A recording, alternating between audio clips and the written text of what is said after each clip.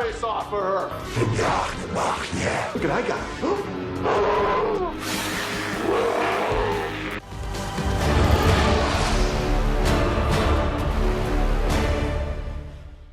Before the start of this video, if you are looking for any of these singles that I talk about today, make sure to check out my TCG Player affiliate link down below in the description. And by clicking on that link, and when you shop for those singles, I do get a small bonus. Another way you can support the channel is by becoming a patron member. There are some great benefits, as you can have your name on each video, you do have early access to videos, giveaways, deck advice and upgrades, and much more when you do join. And if anything else, make sure to like, share, and subscribe. That definitely goes a long way in supporting the channel. Hey, how's it going YouTube? This is Devin coming back at you with another video today on Pub Stomp MTG, and in this video today we're going to be discussing a new god from Amonkhet, and technically in the set within Aether Drift, and the god is none other than Ketramose, the New Dawn. And I will say, I think this commander is pretty unique in what it's doing, focusing on the Exile Matter theme. And a little side note, I think it's very neat what they're doing with these gods of Amonkhet. Of course you have Hazoret, which is mono red, and the 4 other color gods are missing because of course they died in War of the Spark. But new ones arise, we have that Simic Frog, and then we have the Orzhov god, so it fits all 5 colors. So they kind of filled in the gaps for the other gods, which is pretty neat by a lore perspective. Besides that point, I am pretty interested about this one. It's very unique, and I love the design aspect of it. This could have easily been way more busted, but I love how they kind of tamed this down just by a little bit. But I don't want to waste any more time. I want to get right into the deck tech and talk about this commander.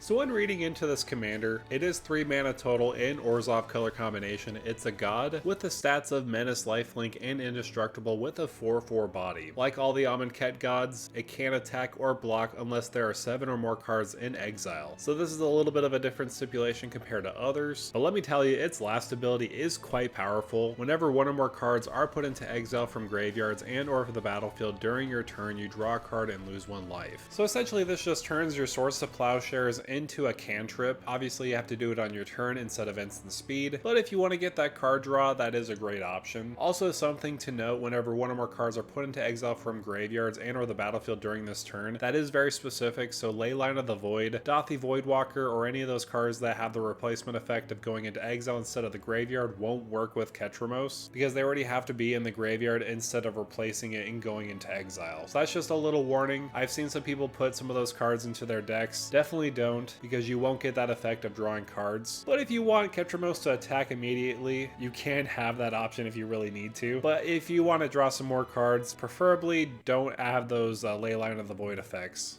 But in this next part of the video, I will be discussing cards that you should add into the deck. I'm going to talk about key synergy pieces, so that way you can get the most out of your commander.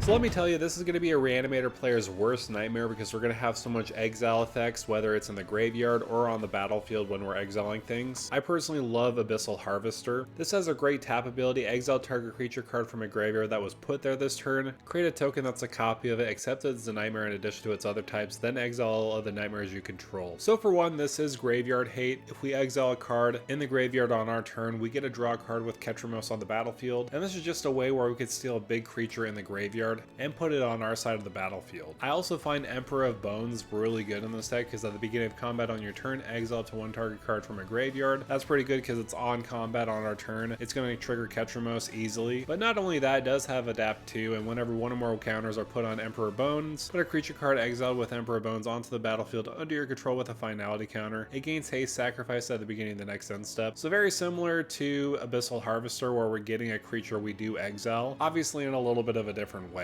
But at the same time, this is just another way we can consistently exile cards in graveyards to get that value of drawing cards. Of course, there's also mass graveyard hate like Bajuka Bog, Bogart Traveler, or even Remorseful Cleric, where you could exile a target player's graveyard. And that's pretty good because of course we want to reach that 7 so that we can attack with Ketramose. And especially with Lifelink, we want to make sure we gain life while we're drawing those cards, because little by little we're going to be losing life in the process. But if you have a card like Shieldra the Apocalypse, you don't necessarily have to worry about losing life life when you're drawing cards. You're actually going to be gaining 1 life after each card draw you get with Ketramose. Plus, it can be a great hate piece if a lot of people are drawing cards in the process. And speaking of life gain, Senu Keen-Eyed Protector from the Assassin's Creed set is perfect for this deck. Not only is it from Egypt, it also works hand in hand with Ketramose's ability because you can tap it, exile Senu, you gain 2 life and scry 2. And because we exile Senu, Ketramose will trigger, we could draw a card in the process. Not only that, whenever a legendary creature you control attacks and isn't blocked, if Senu is exiled, you put it onto the battlefield attacking. So this is just another wonderful option. It heavily synergizes with Ketramose and absolutely needs to be in the deck. There is also another way we could gain value with Ketramose and exiling things, and that's actually blinking cards we own specifically, and that's what I'm going to go over next.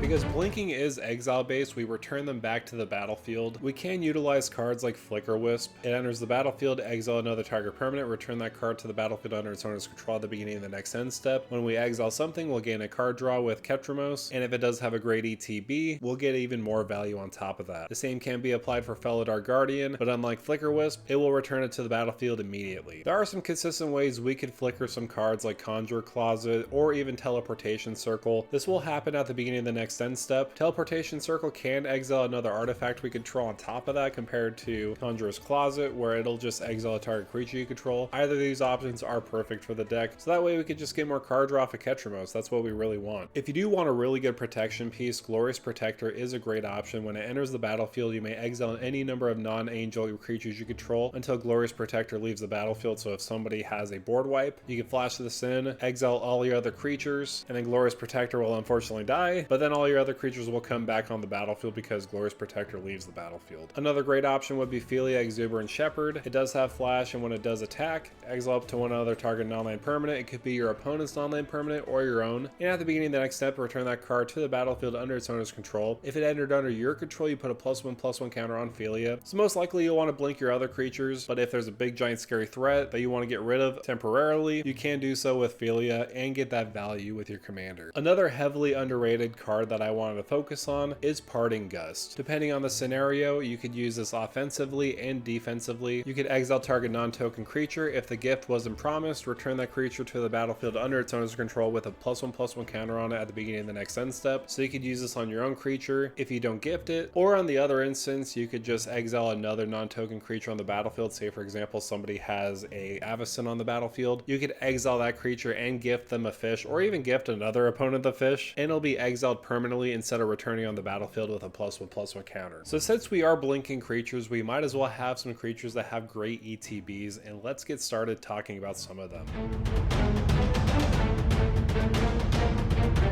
So you are drawing cards with your commander, but there are also some other options that you could draw cards with when they ETB, for example, Spirited Companion, Inspiring Overseer, and the new kitty from Foundations, where when they enter the battlefield, you essentially draw a card. I like Inspiring Overseer because it does gain you a life in the process, kind of negating that life loss with Ketramose. If you do want a double whammy, Skyclave Apparition is incredible in this deck. One of the best cards you could throw in because it's great removal. When it enters the battlefield, exile up to 1 target non-land, non-token permanent you don't control with mana value 4 or less, and when it leaves the battlefield, they'll make a token based off the mana value of the card you exiled. But just the fact that you can exile a card, draw a card with Ketramose, blink it on your turn, have it return on the battlefield, draw a card with Ketramose, and then Skyclave Apparition will exile another card, and then you get to draw another card with Ketramose. You're gaining so much value off of blinking this card over and over again. I think you won't really mind the amount of tokens you make your opponents because you're going to get so much value off of your commander. The same can be applied for Solitude because you're going to be exiling a creature on the battlefield, and then when you blink it, you're going to draw a card, and then when it re-enters the battlefield, you're going to exile another creature and draw a card. This is just another effect that you probably should run in the deck. It is a little pricey, but not too bad since the reprinting in Modern Horizons 3. There are a lot of other ETB creatures. Those are some of the ones I wanted to highlight. Of course, we could double those ETBs with Elesh Norn, Mother of Machines, and Panharmonicon. Of course, Elesh Norn, Mother of Machines is a little bit more mean because you turn off the ETBs of your opponents, and you double the ETBs of your own. So that way you get more value. But if you do want to throw a combo in the deck, you could use Abdel Adrian, Gorion's Ward, and an Animate Dead effect, where if Abdel Adrian is in the graveyard, you could use Animate Dead to return it back to the battlefield, exiling Animate Dead. You could go back and forth exiling each other, and then you could exile other permanents you control, and while you're doing that, you're drawing an insane amount of cards with Ketramose, the New Dawn. And if you have a way to gain life on each ETB, if you have like a Circuit Mender, when it enters the battlefield you gain 2 life, or a Shielder the Apocalypse, you could essentially draw your whole entire deck and find a win con. What I'd personally use is Grey Merchant of Asphodel. This is an easy way of winning. When it enters the battlefield, each opponent loses X life, where X is your devotion to black, and you gain life equal to the life lost this way. Plus, with the sheer amount of blink effects in this deck, if you just have Grey Merchant out of the battlefield and you keep blinking it over and over again, depending on how much devotion you have, most likely you're going to be closing out the game without Gorion and Animate Dead. But with that said, that is going to do it for me, guys. Thank you guys so much for coming by and watching this video on Ketramose, the New Dawn. This is one interesting commander. I just love the idea of just having an exile based effect to draw cards. Of course, it is limited during your turn and only exiling cards on the battlefield or graveyards. It has to be very specific. I almost did a thing where you do exile based effects on top of your library, but I realized, oh wait, it's not on the battlefield technically, so you can't even use foretell effects or any of those other effects like that. But I would love to hear from you. What other cards would you recommend in this deck list? Also, if you can, make sure to like, share, and subscribe to the channel. And with that out of the way, thank you for stomping by.